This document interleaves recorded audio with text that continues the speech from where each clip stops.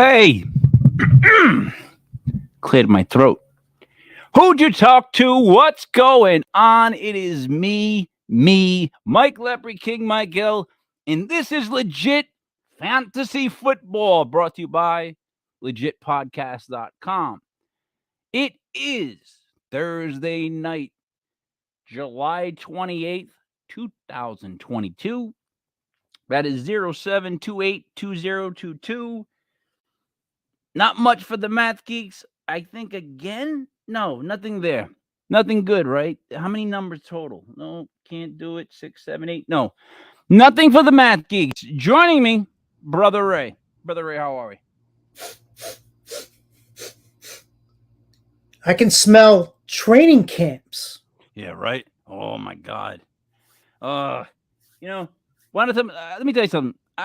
I question myself all the time, and what type of person am I that I'm constantly checking my phone for Giants training camp updates? Like, how miserable of a person am I that that's something I take that serious? Like, I'm checking to see how Evan Neal's looking. You know what I mean? Like a tackle. Like, But hey, it's time, and for real fans, we get excited about this time because right here, right now. You start to see guys like that Wan'Dale Robinson I've been talking about is going to be a big part of that Giants offense. This kid moves, catches, and so is what's his face. We'll talk about that later. Joining us, Mastradamus. What's up, Matt?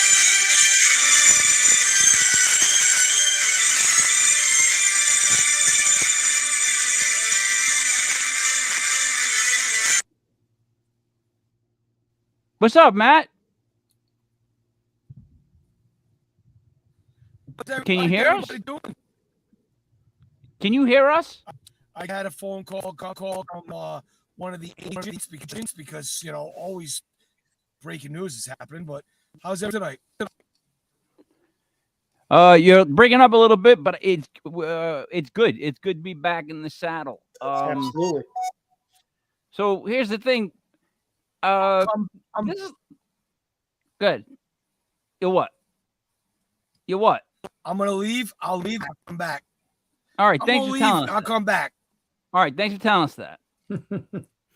So, Brother Ray, what I want to tell you was, so here's what we got to promote this year. It's the fact that our fantasy picks, like our fantasy sleepers, our tips, always came through. Like every guy you named that would always pop up that day, right?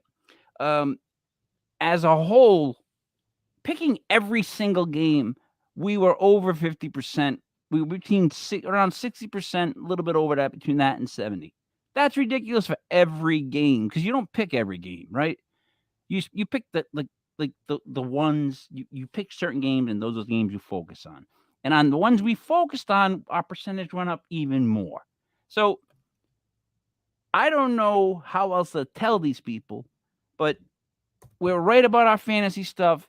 And as far as betting and picking games, who's been better than us? Come on, we've been killing it. So that's why I want to introduce.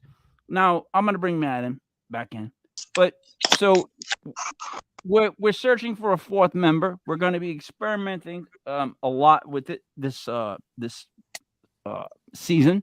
Might have some guest people come in on Sundays, but the man that will be our fourth pillar that will help us guide through the fantasy football season. Also maybe help us get guests when he can't make it. The person who, if it wasn't for the fact that I was 29-11 in the USFL, it would have made it look like he was really good in the USFL. But gentlemen, join me in welcoming Buddy Money Thayer. What's up, buddy? Good evening, gentlemen. How are we doing tonight? This is awesome. You guys are looking great. Yep. It's a fantastic day. I'm celebrating with a fantastic beer. Cheers. Apocalypse Meow, made by Kings County Brewing Company, Mike. I like that. I saw that, and I'm like, I got to get this. Apocalypse Meow? Apocalypse Meow. Like, if you see the can, right? Would never get it. Would never get it in a million years. Movie, almost the guy, and Kings County Brewing Does it Company. taste like napalm? It tastes. It's a lovely blend of mosaic and citra hops. It's a nice, very soft. It's not too fruity, Mike. Yeah. Ray loves the smell of napalm in the morning. Delicious. Yes. I love the smell of napalm in the morning. Charlie don't surf. Charlie don't surf. So, all right, guys. Talking about the football training camp is opening up, right? I immediately messaged Genius and said, "You still running the football league? Like, what's the deal? What are we doing?" Because it's like as soon as training camp hit, my mind went to fantasy football. Right. I immediately was like, "Oh boy, here we go! Now we got to start watching the young guys, seeing who's going to be who. You know, what's going to be what, right?" Ray, what is that? What you think of the minute training camp starts? I mean, for me, it's the overall thing. I mean, I've been looking at the young guys, since before the draft, and you see where they land. You want to see them do well in training camp, but there's veterans too that you want to see how they're going to shake out. People coming back from injury. There's a million stories, and you want to make sure you get everything right. Yeah, a lot of those stories are guys that are forgotten, guys that were good, they got hurt, and now people they don't even remember them, but they're going to be a factor that could be this year. Matt, do you notice that happens a lot? Every year, you got to watch. Like, there's a lot of people in deniers and people who see the movement of the teams and they still deny it because it hasn't been seen. I've always been one who's seen it before it comes and before the curve. You have to watch not only the players but the coaches, the styles. That'll tell you who's going to get totes, what players are going to get targeted, what different is going to happen about this offense. The off season in the NFL, they made it good over the last 5, 6, 7 years because it really starts right after the Super Bowl. It starts having transition. It's so funny because here we are, camp just about to sign, and we see Julio Jones to Tampa Bay. Is it big? Not really. We'll see what he gets left in the tank, but it's just stuff like that I honestly, I'll retract that. I do think it's kind of big because you guys know how much I love Russell Gage.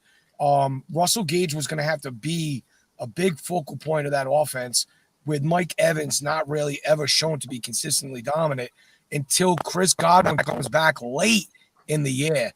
But how can Julio Jones really be more than what he's shown us lately? And that's a few sightings here and there throughout the year.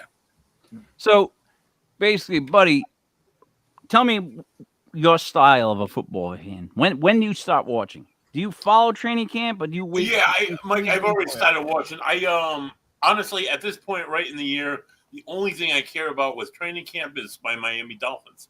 I've watched some videos of Tyreek Hill catching some amazing passes from Tua. Tua throwing the football more than 10 yards accurately is really reassuring. That offensive line is looking strong. That's all I really care about right now, Mike. The promise that my Dolphins might not just have a winning season, but will make it into the playoffs and again sweep the New England Patriots, which is just here's the thing, like egg in the basket. So I keep saying this, but I mean I see a lot of similarities in our Dolphins and our Giants. Just the way that they have the youth and now they have talent on both sides. But as a Giants fan, watching Daniel Jones just fling the ball to these guys who are super fast and getting open. Like Kadarius Toney. Like, listen, here's the thing really quick on that when we move on. Shepard doesn't come back till week 6, if he's lucky, 4, 6, something like that. So Shep's not there. So it's gonna start the year with both little guys in there, Kadarius Toney and Wan'Dale Robinson. And Wan'Dale Robinson's already shown he's gotten behind people in practice. He's like an electric receiver. So Daniel's gonna have these. Okay. Kadarius Toney looks like a beast. Like if he can stay healthy, you just hit it, right? You just hit it. Shepard's not going to be back for a while, and who knows if he's going to come back full speed. So you just said Toney. That's a name that hasn't shown it yet that a lot of people are going to sleep on, but he's going to have to be the focal point of that offense. Well, here's the thing. He hasn't been on the field. When he's on the field, his numbers had him ranked up like near 7, 8 wide receivers. Oh, yeah. His numbers per game when he played were crazy. It was crazy, but he just never was on the field. All right. So moving on. The toughest part about doing a dynasty league. Now, let me preface this. The corrupted league has been around for like, God knows, 20-something years. It's a dynasty league. So whenever I speak of fantasy football, I'm always thinking keeper league in my head. I don't know why. However, those of us here at the channel here and everyone else that did podcasts with us, everyone that really knows football, got together and did a legit fantasy football league just for this show. So we will be continuing that league this year. It'll be year 2 of that league. And the person that won the league was slips my mind, but it was a very competitive league, and it's become a league that's up here as far as people wanting to get into it. And I'm gonna bring it up in HR in our next HR meeting. But Brother Ray came up with an idea that he got from his son, and I like it. I think every week the lowest scoring team should have to apologize in a video clip to the entire league. That'll be rule number 1. That's awesome. If you're the lowest scoring team, you apologize to everyone in the league. Brother Ray, am I right? Yeah, I think that's the way to go. I think it should be necessary. If you scored the lowest point total, you owe everybody an apology. Yeah, right. Mm-hmm. Now, I also want to decree the bottom 2 teams this year are out of the league. Whoever finishes in 11 and 12, they're out. For how long though? Forever? At least 1 year suspension. What if they can get back Mike, dare I say, what if you're the bottom team in the league? Would you kick yourself out for however long? Was it chance? Buddy. This is about fantasy football, this podcast, not paranormal stuff. So I'm not saying paranormal. I'll go whimsical. Listen, I'll go whimsical with you and pretend like there's a world or a multiverse that crosses over somehow where I come in last in this league. I'll play along. But yeah, I'll kick myself out. I would. Whimsical is not used enough. We really should use whimsical more. Whimsical and swimmingly, I feel, need to be brought into conversations more. Hey, whatever you want to use, just understand if you finish in 11 or 12 next year, buddy, you're out. We'll see, Mike. We'll see what happens. Right, I'm going to bring the heat. And Matt, I know it makes nobody madder than you because, boy, I beat you on my way to the championship. I beat you on the way to my championship. And that must have hurt the most. That bothered you the most. It killed you. Come on. You can't hear me. Oh, you broke up? Yeah.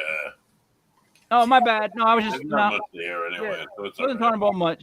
This is my talking shit. All right, so hey, moving on. Since Matt's ignoring me, Brother Ray. So I saw a breakdown of where rookies should be drafted in like keeper leagues. I'm gonna go through it, and I'm gonna get opinions from you guys. I'm gonna say it up front. They don't have a running back until at least the second round of rookies. So, and I'm confused with the running backs this year myself. I'll be honest. That's something I want to get on. Like I don't know who's going to be really that worth it. So let's start. Be right back. The first pick he believes as a rookie would be Drake London with the Falcons. Ray, I'm going to stop with you. Mariota's there. Kyle Pitts is there. Is Drake London the best fantasy rookie right away in this draft? I don't agree with that at all. But again, everyone has their opinion. He's a big-bodied wide receiver coming out of USC. He has the size that they need. You know, since Julio, they haven't had that kind of receiver. You know, they had Gage, they had Ridley. They weren't really big guys that could go over the middle and do damage. He is good over the middle and intermediate, but the problem that he has is he's not an alpha. Like with his size, he's just not an alpha receiver, and he has problems getting open. So if you're having problems getting open at the NCAA level, you're going to have problems in the pros against real men who know how to stick to you and knock you off your route. I'm not impressed with Drake London at all. And then he's got a problem with the dropsies. So I know we said that about Chase last year, and he pretty much shoved that down all of our throats. But I don't think he's the best rookie coming out by any stretch whatsoever. All right, so Matt, I'm going off the list that I was provided. They have Drake London as the best rookie to draft for fantasy value.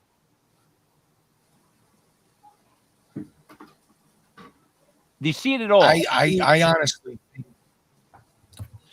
I like Bryce Hall. Honestly, I think he's going to take over for Michael Carter, but I also think there's a few rookies. You don't know. You don't have to, we're going to go over all of them. I'm just asking. Do you think Drake London deserves to be number one? No, I don't believe. I don't believe I know enough on him or the class or how they're going to fit into their schemes. We should more or less talk about situations and roles and how they'll fit in them, and that will dictate who we think is more or less the thing is, so he walks into a Mariota-led offense where he becomes the number one wide receiver right off the bat, right? It's tough. It's tough because number two receiver. Well, who's one? You're talking about the tight end? Absolutely. He's going to be the number one target. I don't think that Pitts is going to be number one. I don't think there's a question. But doesn't that free up Drake London, who's another big body receiver? I'm just saying, like I think he's in a good spot if that makes sense. Well, he is. It is, but you even looked at it last. You looked at it last year. They put Tajay Sharp in there, and then they quickly removed him, and they put Russell Gage in there. So they'll quickly move on if you don't get it, and you can't really rely on. And when was the last time you really seen a rookie come in and dominate besides Justin Jefferson and Jamar Chase? It's been a lot, dude. I'm not saying Brown. Even the numbers that he produced aren't really like popping, but they're serviceable. You can get him late, and I think he's going to be serviceable this year too. But I like what you're saying, but I don't think it's just it's not just. Let's move on to their second pick, of who they said would go as far as rookies. Buddy, you're familiar with the Jets. They think that Garrett Wilson will step in and become either the number one to Elijah Moore's two, or the number two to Elijah Moore's one. What, buddy? I was prepared for the last guy. I'm Garrett Wilson.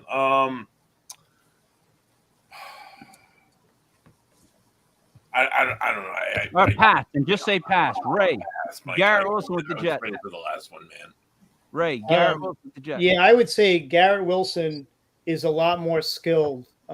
He's a lot more skilled as far as his ability to get open on every single route. He can do it deep, intermediate. He has the speed, big hands. He's physical for his size, and he could contort his body better than anyone I've seen in a really long time. He can just bend his body in ways that people shouldn't be able to bend their bodies. And it affects defensive backs because once he gets the ball in his hands, he's tough to bring down. And you got to understand, he played with another top wide receiver in Olave, who's with the Saints right now. So he has played with top level talent on the other side. He's also played with some good quarterbacks. So have we seen him, be the number one de facto guy and have to face coverages shading towards him? No. But if you're looking at his ability, he can do anything you want on the field. He can run any route. He's probably the best route runner out of all of them. I like the kid a lot, and I think the Jets got a good one. I think he will be the number one receiver sooner rather than later. Okay, so here's my thing then. He steps in with the Jets, right? And then Olave, they say, is third to go with the Saints. But see, I don't like the fact that, all right, Olave's got Jameis Winston. Garrett Wilson's got Zach Wilson. And Drake London has Marcus Mariota. So I'm not that excited about those three quarterbacks right there. And the fact that these three wide receivers are attached to them and they're picked first. Buddy, do you understand what I'm saying at all? I understand what you're saying, Mike. What do you think of that? I don't think they. I'm sorry. I don't think they stand a chance, man. London has a history of injuries already, so he hurt his ankle in college. So I think he's shit to begin with. So, all right, buddy. Ray, do you understand what I'm saying about that? Like they're not attached to great quarterbacks. These three. Can we agree on that? Yeah, I agree with that, but I think, and I love Olave. I'd probably like Olave a little bit better than Wilson, to be honest with you. But the problem that Olave has is he's in an offense now that's pretty loaded. I mean, you got Michael Thomas coming back, and I know you were talking about vets coming back. He's been off for 2 years. The last time he was in the league, he basically set the standard for fantasy wide receivers. He had one of the best years of any fantasy wide receiver of all time. So, but he's coming back. You have Jarvis Landry coming over from Cleveland. They have some serious people on that offense now. So he's got to kind of fight for snaps, whereas Wilson, with his draft capital, he's going to step in with Elijah Moore, I think. And, like he's going to be one of the top 3 receivers, no doubt. Okay. So, Matt, let me take you to this next guy. And I don't even know if you've heard of him. Jameson Williams, wide receiver, Lions. They're saying that he could start out on the PUP list and miss his first 4 to 6 games, right? But then the write-up says they wouldn't be surprised if he burst onto the scene like Odell Beckham Jr. did when he missed his first game. Is that a fair assessment at all of this guy? Does anybody know enough about this receiver to tell me that that's a fair comparison? Right? You're shaking your head. Yes. Yeah. All right. Why is he that good? What is it about this kid? 1,500 yards, 15 touchdowns for Alabama. He was one of Alabama's better receivers this year. But that's college, so right. And he's a guy too that he actually was on Ohio State before he came over to Alabama. So they had Olave, they had Wilson, and they had him. Okay. So he smartly went to Alabama with those 2 guys already entrenched. He's kind of like Devontae Smith, except he's tougher. He's slight of build. He's long. He's like 6'1", very long, 4.27 speed. And he's got an alpha personality. So he could either be rookie of the year or he could not play a game his first year. He is the ultimate boomer bust. But if he's on, you're talking like a Randy Moss, Odell Beckham type of impact. But again, he tore his ACL last season, so he could go. That could happen again. Well, I would hope not. But Matt, what do you think? It's an Alabama receiver. Seems like they've been producing some of the best receivers in the NFL. He had a great year. They actually were a pretty damn scrappy team this year, the Alabama team, and produced a lot of points, and it was a lot due to Williams. So I think I don't really like the comparisons, but if you want to do body build and range and stuff like that, that's more than fine. But we've seen people come in and have one good year and then they never do anything again. If he doesn't blow his knee out, he would have been a top 5 pick in the NFL draft. Mm-hmm. Right. All right. So next they go with Jahan Dotson, wide receiver with the Commanders. They say he's going to be number 2 to Terry McLaurin. Yeah. And then it says he's a nice fit for Carson Wentz. And right there, I just go, nobody's a good fit for Carson Wentz. Carson Wentz couldn't, you know what I mean? Carson Wentz can't fit in a clown. He's like a clown car fit. Help me here. Here's another receiver that's attached to a quarterback that I don't. I mean, even Williams is attached to golf. Like this is like just. I know, brother Ray's beating the chest of Williams, and rightfully so. He plays in the SEC against probably some of the best corners that you're ever going to face. But Dotson is as good as you're going to get in the NFL, and he's finally going to give Terry McLaurin a number 2 We've been waiting for that for a long time, and I actually think it's going to make Dwami Brown shine also. So I'm a big fan of Dotson. Love Dotson. Ray, what do you think? Sucks that he has to be attached to him. Ray, you buy the hype on him with the Commanders, which I can't get over saying still. I do. I think because he can attack on every level.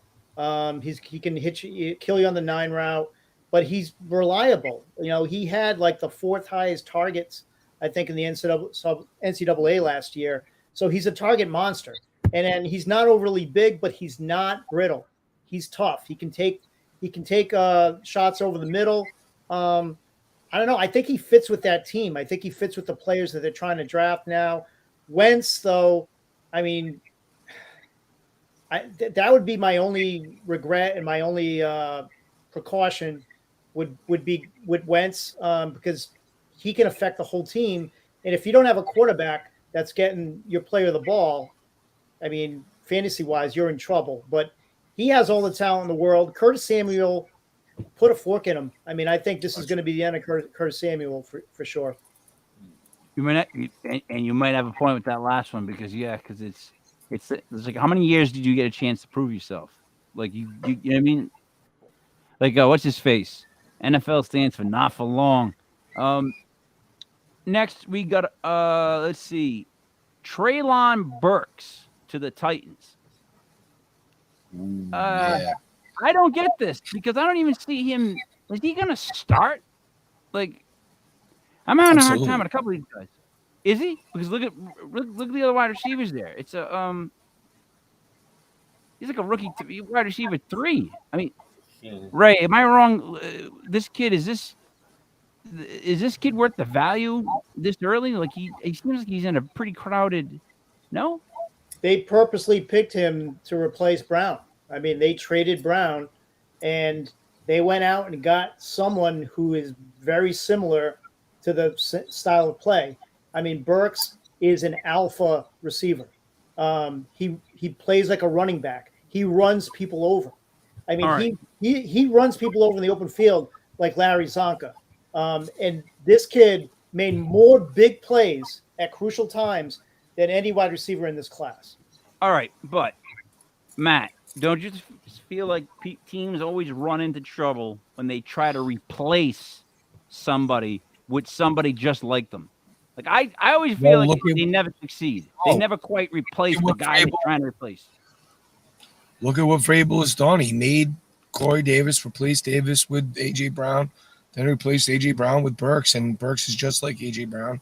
And it has to, because honestly, if we want to talk about wide receivers, I can't believe Burks isn't at the top of the list because he has to be the focal point. Like, this offense is going to rely on him probably more than the majority of the wideouts that we've even talked about thus far. But what I think about, not to get deterred so much, but how much is this going to hurt? Because I still see Derrick Henry getting a lot of love and being the top 5 back and everything like that. But I honestly don't have the Derrick Henry as high as other people would this year because of everything that's going to make him suffer in that offense. Okay. Let's see. Let's move on to the next one. So, buddy, I'm going to go to you for this. I was prepared. You'll know this one. They have Kenny Pickett as the last rookie to take in the first round, the quarterback for the Steelers. Buddy, do you think this kid, first of all, with his tiny little hands, is going to be okay? And he's worth a pick that early? A quarterback? A tiny little quarterback with tiny little hands, Mike? No way. Well, you want a bigger quarterback with better speed, with better height, with better size. I don't know. I wouldn't. Maybe as in the future, maybe in a few years, but at this point in his career, no, absolutely not the first round. So a rookie Ray quarterback in the first round, Pickett, with his little tiny hands. You think he's that good to pick him that early? This was probably the weakest draft class for quarterbacks in the last 10 years. I can't remember a class this weak. And if I'm being honest, in any other year, Kenny Pickett would be considered someone you would get as a backup, someone you would draft that could be a serviceable backup that could come in and win a game if you needed him to. or maybe a couple of games. He just doesn't have the big thing with these players that are coming out of the quarterback position as rookies is they are not accurate. And that's a problem when you're coming up into the pros. And he's going to have that problem because he does not have a strong arm. He can't throw the deep ball. He's okay with the shorter routes, but he's not quick enough. He doesn't get the ball out quick enough, and he's behind. It takes him too much time. You can go up and down the board. The same problem with all these quarterbacks, but he's going to have the opportunity. There's really nobody in front of him. Let's be honest. I just don't see it. What do you think, Kenny Pickett, Ray? Matt, your thoughts on Kenny Pickett? I like Kenny Pickett. I do agree with everything that Brother Ray said about the draft class being weak, and that's the reason he was taken where he was, because if there was any value, it was there with him. But Pittsburgh got to see him every week right down the street, so they got a good look at what he was. And if I'm sitting here and I'm looking at the class and the quarterbacks that have been taken recently, like I think Kyle Trask gets a lot more love than he should, and he played with Kyle Pitts, and I don't think he's as good as Kenny Pickett. I think Kenny Pickett was more the reason for Pitt's success than Kyle Trask could ever have been for Florida. All right, that's a fair assessment with that. I just in a dynasty draft, there's no way I'm taking Kenny Pickett in the first round. There's just no way. Well, it's almost like what we were talking about with the reason of the value for that pick that Pitt took. It's because it's almost like, what else are you going to do if you're in the need for that? But yeah, I agree. I wouldn't either. I'm a big believer in value, and by value I mean like. So second round, guys. First wide receiver off the board is Christian Watson, wide receiver for the Packers. Ray, I thought with you. No. Does this kid have a chance to be anything more than the number 3 in Green Bay? Well, they hope. I mean, they drafted him to replace. I mean, you lose the best wide receiver in the game right now, in Adams. That is a monumental hole to fill. They also lost a Scantling as well, so they are filling some spots there. I mean, Lazard's probably their de facto number 1 right now, which if I'm Aaron Rodgers, I'm scared of that. This kid does have ability. He's really good with the deep ball, 50-50 ball. He's got size, 6'3". He can run. The deep routes are great. I can definitely see him hooking up with Aaron Rodgers on some deep routes. Has he showed me that he's the alpha guy? He was the dominant receiver on a team that wasn't that good. I mean, we're going to have to see, but it's a gamble. I mean, you're trying to replace Devontae Adams with someone of his caliber. He's not nearly the most talented wide receiver in this class, not even close. No. So, all right. So then we get to the first running back off the board. Buddy, what do you think about Breece Hall with the Jets? He might split time with Michael Carter, but that might not be a bad thing. What do you think, buddy? Oh, God. I'm sorry. I hate the Jets. I'm sorry. I can't. I'm sorry. If you don't want to speak about the Jets, we'll pass. Ray, Breece Hall. What do you want? What do you want? What's he gonna? What, is he worth it? He's got long speed. He's got size. He's got wiggle. He's got great hands out of the backfield. He sees the hole. He can make something out of nothing. The more tape I watch of this guy, I mean, this kid, Unbelievable. I don't see anything wrong with him at all. I mean, he played at Iowa State. He rewrote their record books, completely rewrote their record books. Was a touchdown machine, absolute machine. Red zone nightmare. He smells the end zone. He just finds a way to get in. He should have been drafted higher. Like when I watched his tape, I thought he should have went higher. The Jets had an amazing draft. This kid, to get this kid where they got him, He's going to walk in and he's the starter from day one. No one is going to get in his That's way. right. Amen. Matty, Amen. first off, did you ever think you'd hear Brother Ray say the Jets had a great draft? And secondly, what do you think of this kid? Well, I'm so glad that Brother Ray said everything he said, because that's what I've been feeling too. And the more tape that I watch him, I feel the same way. But it ends the era. I mean, if you thought there was a little bit of fire in the Patriotium, it's gonna get when they're chasing and fighting with the Jets for fourth place. And I do think the Jets overtake them this year. And I think the Jets are third and the Patriots are fourth. I think that he absolutely unseats Michael Carter day one. If you get him and he's falling late in your fantasy draft, you're looking at a potential league winner, and he's going to get the ball. He's one of those every down backs. He's going to make the Jets better, and he's going to make Zach Wilson's job easier. Yeah, you know what it is? It's because the Jets that I have slight hesitation on him. But because the next guy, Kenneth Walker for the Seahawks. I like him to take over from obviously Chris Carson, right? Rashad Penny's Chris just Carson's going. Yeah, Chris Carson's going. Officially gone then. He So retired Kenneth. yesterday. All right, so Kenneth Walker is the man, right? Rashad Well, Penny, I wouldn't say that. probably Rashad Penny to start. All right, but you don't think he beats out Rashad Penny? Like, you don't think Kenneth Walker is a perfect fit here in Seattle? You know how Seattle does. They have the one guy, which I think would be 1A, would be Penny, and then 1A would be Walker.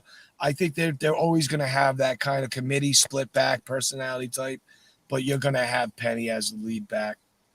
Really? So then who's the better fantasy value then, you think, out of those two running backs? You think Breece Hall is much better value than Kenneth Walker? Honestly, King, until they get their quarterback situation ironed out, I don't think it's done yet. There's still reports that Seattle's knocking on the door for Jimmy. I don't even know how much bigger upgrade Jimmy is over Drew Lock and Geno, but I think it is. But, what do you I thought it was a mess last year in the fantasy realm. But I think if there's anybody that has value, it would be Penny out the gate. And keep an eye on Walker. Ray, he said a lot there. I'm coming to realize there's a couple of teams like the Seahawks and the Patriots that look like time has passed them by in the sense of like everybody around them is getting better and they don't seem to be. Yeah. And they seem lost. Like there's a couple teams that I don't know who their quarterback is. You can tell me who it is, and I'm like, yeah, really? So what do you think of that? Well, I think it comes down to styles too. I think, team like the Patriots, they ran the ball so much last year. Harris had a great year. Stevenson had a great second half. Seattle's going to try and do the same thing. I mean, look at their quarterback right now. Their starting quarterback is Geno Smith. That's what I'm saying. I mean, if you think you can start a year with Geno Smith and make the playoffs, you're smoking something, and it's not a cigar like Mastradamus right now. It's something else. I mean, they're going to have to run the ball. So, I mean, I think they made the right choice in the rookie. I think he's right up there with Hall. I think ability-wise, he's right there. I mean, if you watch his tape, he kind of looks a little bit, and I know this is sacrilege, but he looks like LaDainian Tomlinson. And I'm not exaggerating. Wow. Dominant at Michigan State. He was dominant at Michigan State, and they're killing him because they say he can't catch the ball. He wasn't asked to catch many balls in Michigan State, but if you look at the work he did catching the ball, his hands are fine. They said the same thing about LaDainian when he was at TCU. They said, you didn't catch the ball. They didn't ask him to do it. Either of these running backs, you would be very happy to get them in your fantasy drafts. Let me just say that. Here's what I'm realizing, right? Because the next guy they got up is Wan'Dale Robinson with the Giants. So now, here's what I'm realizing. By watching the tape of the camps, you get a feel for who has – some guys just have – and you can see it, Brother Ray. They just have more electric to them than everybody else, right? And training camp is where you start to see who's going to fit in, who's like the one that no one's talking about, but that is playing over their head. So with the Giants, on every sleeper or like guys to bet on, like they be high, whatever. Kadarius Toney's on every list. He's on every list, right? But I say, by watching the way that even as a geek that I 2 days of practice, Wan'Dale Robinson is going to fit into that slot position and catch so many balls. Like, he's got a Tyreek Hill to him. He's got just a quick bang and he's there. So he's a much better Sterling Shepard. What do you think of that? Yeah, I mean he has the one thing that Sterling Shepard doesn't have. He can just flat out fly. He has the speed. He can take the top off the defense from the slot, which is a tough thing to do. And horizontally, he just gets open. He's one of those guys that just knows how to get open. And when you get to this level, that's what you want to see. Speed is great, but if you can't separate or get open, it's just track speed, you know? But this kid from the slot, he is the prototypical slot receiver. You know what, buddy? I really think when it comes to receivers, it comes down to, can you get open? Right. Like I think everything else is overrated more so than can you get separation? Because that's the God's honest truth. Like they talk about how some receivers are tall, how some receivers can, like, you know what I mean, they're this fast that they can run there's always that one receiver on every team, like a Ron Dixon. You know what I mean? Like the guys used to have, who was like one of the fastest human beings around. But it didn't matter because he couldn't run patterns. You know what I mean? It took Amani Toomer like years to figure out how to be a receiver. Right. He was a kick returner for the Giants for like ever. So what I'm saying is, I think the emphasis should be put on, can you get separation? Can you agility rather than speed, right? Yeah.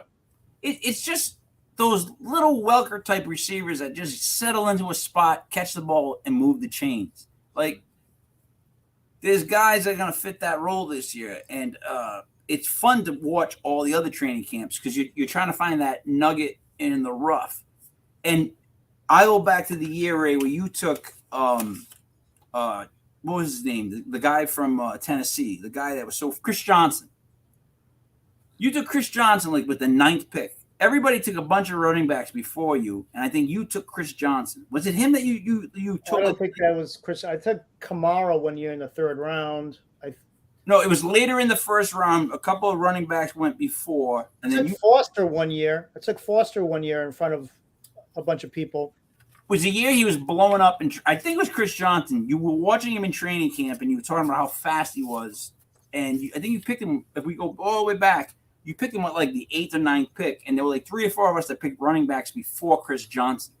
Like, I didn't even know about Chris Johnson. Like I didn't know. I had no idea about Chris Johnson. He was one of those, if you were paying attention to what was going on in their camp, you notice there was this guy that was just so freaking fast. It was ridiculous. You know what I mean? So that's like a steal. That's like a plan. Now, question here, Ray, and I'm going to throw it to you and then to Buddy and then to Matt. Where we stand right now, who do you see as the most improved, and who do you see as the one that really just tanked this year? Like, you might tank this year, team-wise. Oh, team-wise. A team I like, and I know it's probably not popular, 2 teams that were, weren't that good. One team wasn't bad. One team was really bad, awful. The Detroit Lions and the Atlanta Falcons. I like what's going on in Detroit. I mean, I know they have problems at quarterback. Goff's still up and down. He's either really good or he's really bad, but they have one of the best running backs in football.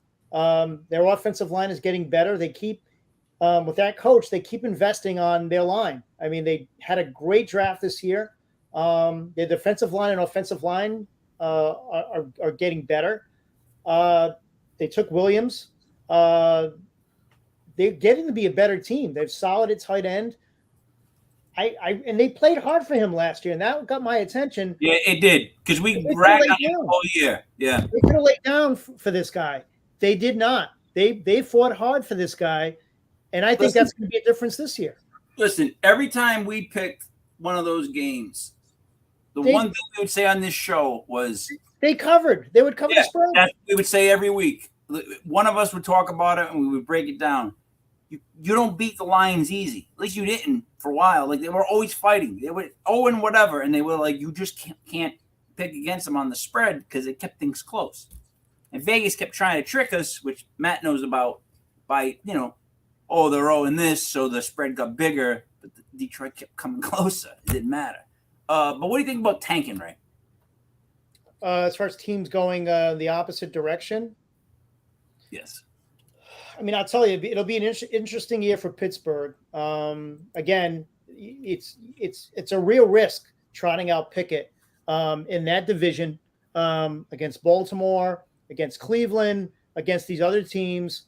And he's not that caliber of quarterback. He's best suited to at least be in the league a couple of years, I think, before you trot. I mean, if you're not going to trot out Mahomes his first year, you're going to trot out Pickett his first year against the Ravens and against the Browns and Garrett. You're going to put him out there with Myles Garrett coming at him. He's got little hands, Ray. He's got little hands. Yeah, and Garrett doesn't have little hands. No. It's not going to be good. I think that's a team that could go in the other direction. Another team that I think, again, it'll be curious to see is I think the Patriots, they're going to have to show me. I mean, they are going to have to show me. They didn't improve that much. I mean, they're all talking about Devontae Parker, but buddy, we know what Devontae Parker brings. He gets injured a lot, dude. He's when he's great, he's great. When he sucks, and when he's injured, he's definitely injured. And that's unfortunately been most of his career. So I wouldn't put all my chips on Devontae Parker because, I mean, when he's great, he's electric. But he's not always great. So, unfortunately, I wouldn't put all my chips on Devontae Parker. And, the rest of the team is like, they're falling apart. They're lackluster. Bill Parcells is relying on himself completely. Bill Belichick. I'm sorry, Belichick. Oh, my God. I'm sorry. Too many beers. Close enough, though, right? Close enough. All right. So, buddy, team that's going to be really good, team that's going to stink. All right. So, my team, I would normally go with my Miami Dolphins because they're awesome and they're going to be awesome this year. But the one team that they cannot seem to beat in their own division is the Buffalo Bills, who have all that in the bag of chips. I think the Bills are gonna. Come alive, and I don't know. I would think the Bills. I put my money on the Bills. The team that I think sucks the most ass is the Cleveland Browns. They have the most weapons. They don't know what to do with them. They shit the bed every year. They don't make it. You think they have everything going for them, and they somehow manage to poop themselves every single year. See, all right. I'm going to take blame for that because, and Brother Ray knows this, I cursed Baker Mayfield a couple years ago. Good for you, Mike. I put a curse on him. He spoke badly about the Giants organization. Oh, damn. And then I said right into the camera, Baker, you made a mistake. You don't disrespect the Giants organization, and you're going to have a horrible career, and I look forward to it. And I'm so happy right now, especially with all those dumb commercials about his house. He doesn't even have the keys anymore. And awesome. Maddie, team that's going to be great, team that's going to stink.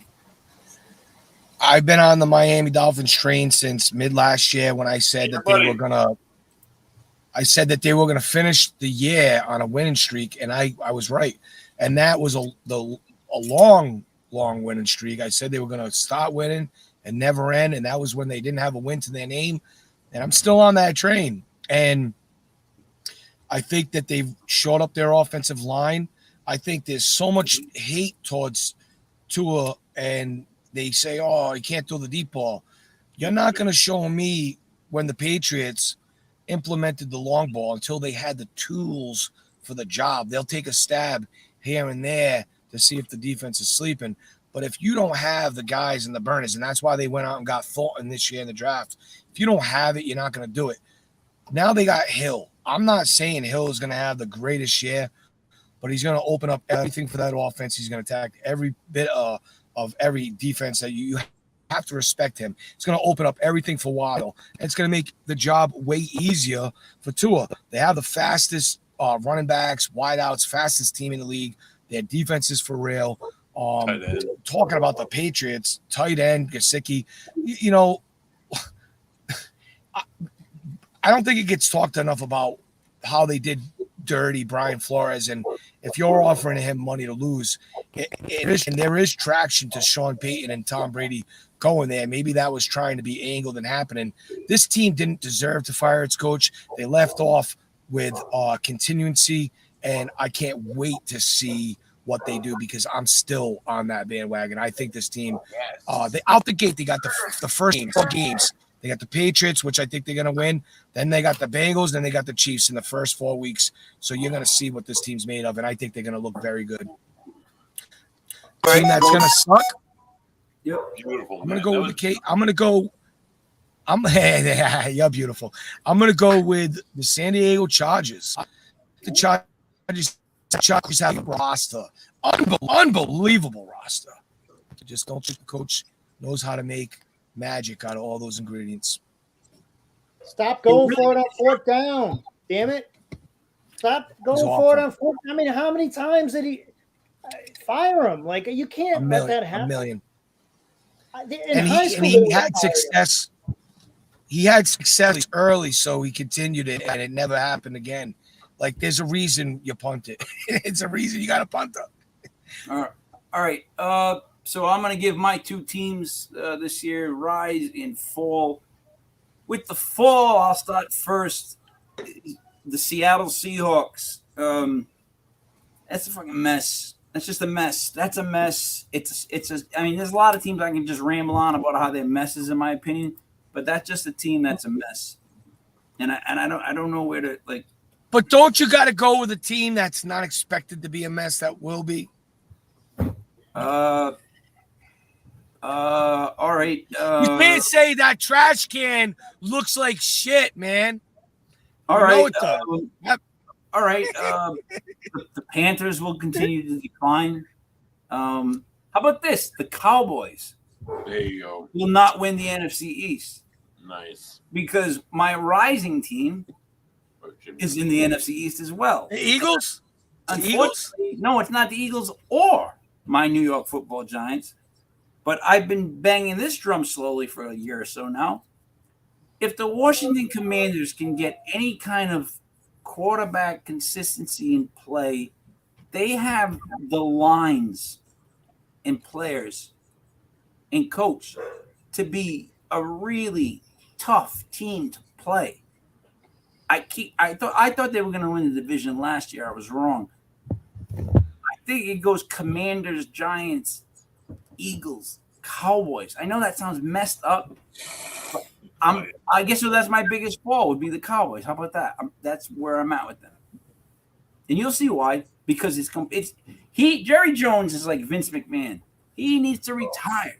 He needs to get out of there. I'm telling you, they keep bringing in all the greatest and greatest and greatest, and it goes nowhere. Nowhere. Man, I go back to my favorite moment when the Giants beat the Cowboys and you just see Terrell Owens. That's my quarterback. And the look on Jerry Jones is shock. Like, they're just, I don't like them, dude. I think the other three teams got better fast. Like, I really do. I think the other three teams got better fast. They're going to be a very competitive division, just like the AFC East. Whether they're all good or bad, it's going to be a very close, I think, competitive division. I think they grind down the Bills this year, the Dolphins, a little bit. I think the Jets maybe steal one from the Bills. Who knows? You know what I mean? I think that's, like, in my opinion, I see a crazy year when it comes to that. Like, Ray, do you agree with that? Like, the AFC East and NFC East, you can see all four teams kind of like bobbling around if things go certain ways. It's not unbelievable to think. They're not, I think they all got better in the East. I think the NFC East all got better. Yeah, they all wouldn't say that. I wouldn't agree with that analogy. I think there's more structure and soundness to the AFC East, where the NFC East, you might have a little bit more movement. I think the only question in the AFC East is, will the Miami Dolphins unseat the Bills? And I think we looked at the Bills last year. They were not comfortable sitting on top of the hill. And I've talked about that time and time again.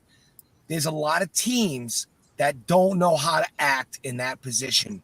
And the Bills were kind of like the Chargers in the grand scheme of things, of working themselves out of games, right? We even seen it with the clock management at the end of the Chiefs game. That was some bad shit that doesn't get talked about. It doesn't.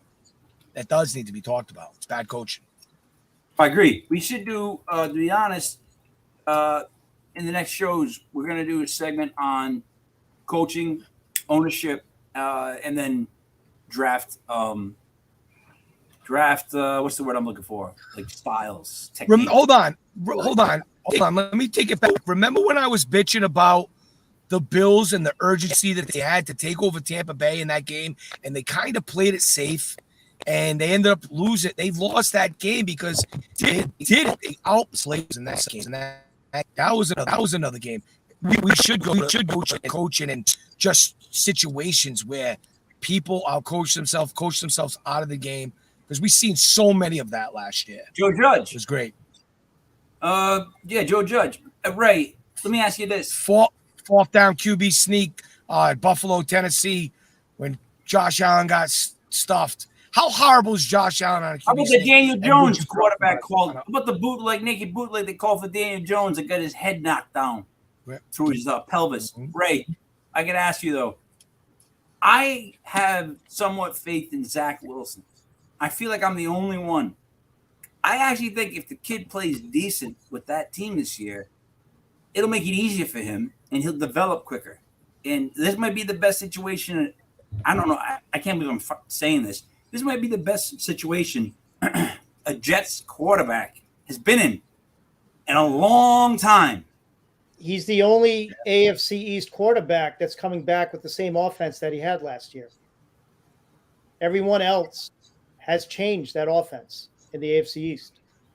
All different coordinators, every single one of those other teams. Mm-hmm. So he does come back, and there is some continuity. That offense is very similar to the Dolphins and McDaniel, with that San Francisco pedigree. That's why they're going to run the ball. They have those two running backs. That's what they're going to do. The kid has the talent. He's got moxie.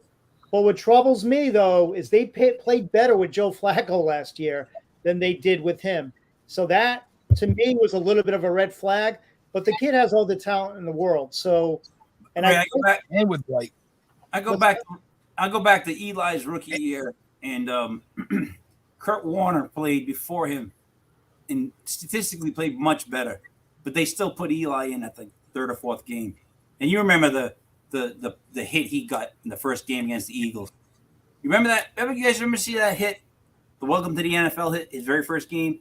He threw a pass and like an idiot ran down the field to follow the play. And with somebody from the whatever just went, bang, lights out, hit Eli from the side and knocked him out. And it's like Eli learned to stay behind there from now on. Stay in the pocket and don't follow the play. But all right, let's see. Last thing I wanted to wrap up with, guys, is so there's a game out. It's involved with like lawn chairs. So these guys from New York, the Meadowlands, created it, fans, and they've made it into a business, and it's going to like all the different stadiums. They make them with all the different logos. But I made my own version. It's called QB54. That's the name of the company. If you ever want to look it up. And what it is basically is they take like one of those not lawn chairs, Ray, but you know the beach chairs, those weird ones? Oh, yeah. You take down the top and you attach PVC pipe to make a goalpost. You cut a hole in the middle. A hole in the middle, and you hang a basketball net with zip ties, right? So now you throw the ball. If it goes in the thing, right, 6 points, you get to kick an extra point. If you throw it, it hits the chair, and the other team catches it.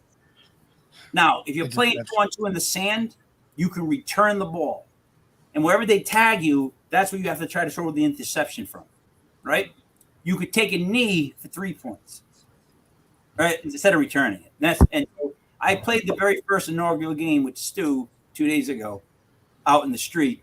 I only made one chair, but I plan on making the second one tomorrow.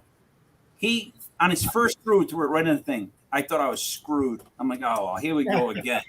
You know what I mean? But I ended up grinding him out and I ended up beating him in the first inaugural game. They call it QB 54 because you play up to 54. What's great is you switch it every 12 points, and it's usually 2 players on 2 players. It's so much better than that stupid beanbag game that everybody keeps playing that I'm so happy with this. Like, I can't wait to play you guys, and I want to film it. I think we need to have a legit fantasy football QB 54 playoff. What's the matter, Matt? You afraid of the competition? I don't want to lose to you at anything else ever again. Ever. More fucking belts, dude. I'm so sick.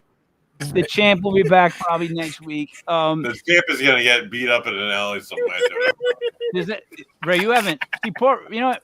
Luckily, Ray hasn't had to really deal with the champ. You haven't had to sit through the videos and all the stuff. You keep saying champ. I don't know who that is. I'm like, who's he talking about, champ? Like, who? Oh, brother Ray, you don't understand, dude. It's awful. I think he's talking about Tim.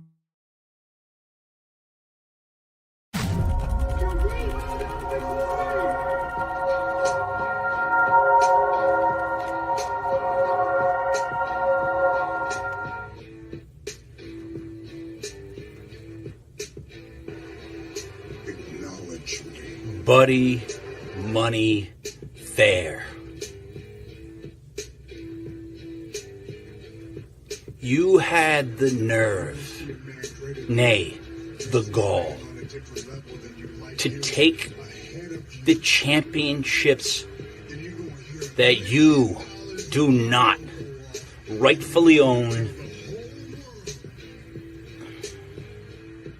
and steal them from the king.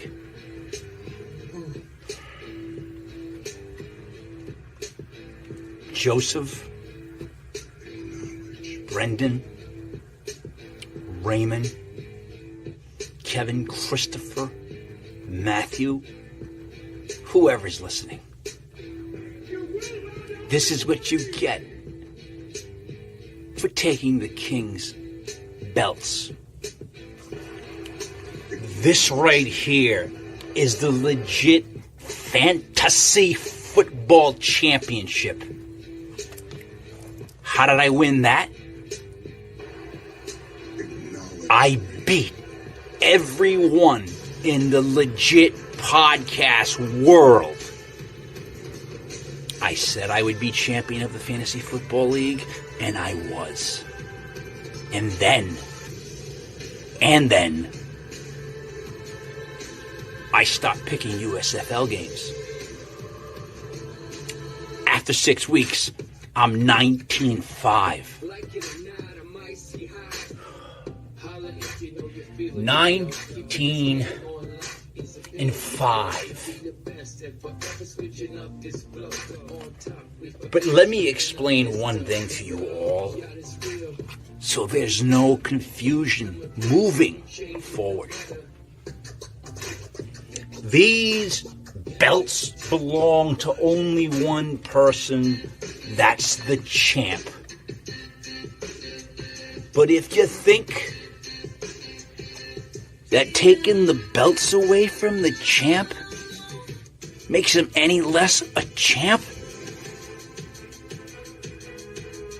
well then that's why you all lose. And I don't.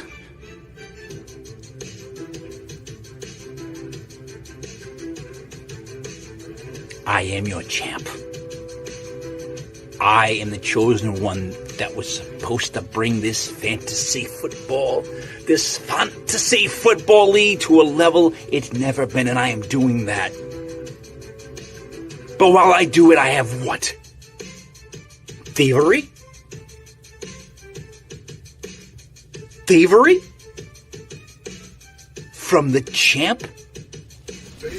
From the man that is making the league that you still are lucky to be in something? What a ball bag the champ Two is. things, right? Two things. One, What? What? I'm sorry. Ah, It was so long. I fell asleep. listen. The champ purposely made that long to be aggravating. I remember doing it, and I remember saying, "I'm going to stop here," and I went, "No, I'm going to make it longer so that they have to sit through it." Now that's one. Two. I did my job because Matt's gone. You think get rid of Matt? Yeah, it's true. Matt couldn't deal with it. Matt. Good for Matt. He went and enjoyed something else. All right. Well, any Oh. last words, buddy, before we wrap it up? The condescending, douchey way he just said fantasy, just that alone just goes up my ass, dude. I'm not gonna. Tune in Sunday night, as we host.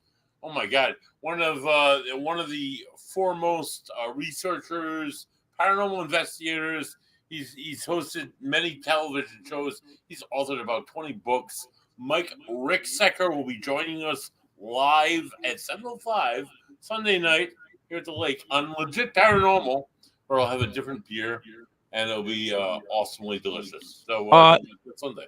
Now, Raymond, we will be on at 11, right? I'm gonna promise to make it for 11 on Sunday. I thought we were waiting to have games before we went to the Sunday. So Right. we don't have it. Yeah. I thought all right. So we'll start next Thursday and then Sunday, because it's next week will be the first week getting ready for like a preseason game, right? Yeah, we can see. I mean, we got to have. I just want to make sure that Sunday we're actually giving them something extra, and not just the same stuff we're talking. Well, the draft's about to start. We got to start Sunday breakdowns, I would think. I was figuring like we would do a couple Sundays where we break down running backs, receivers, because the draft, people's fantasy drafts are coming up within the next week or two, or three. Yeah, we can talk about it offline there, King. Works for me. So for Buddy Money, there for the disappearing M1 Mastradamus, for the returning Brother Ray, it's me, Mike Liberty King, Michael. This was Legit Fantasy Football, brought to you by LegitPodcast.com. We are done.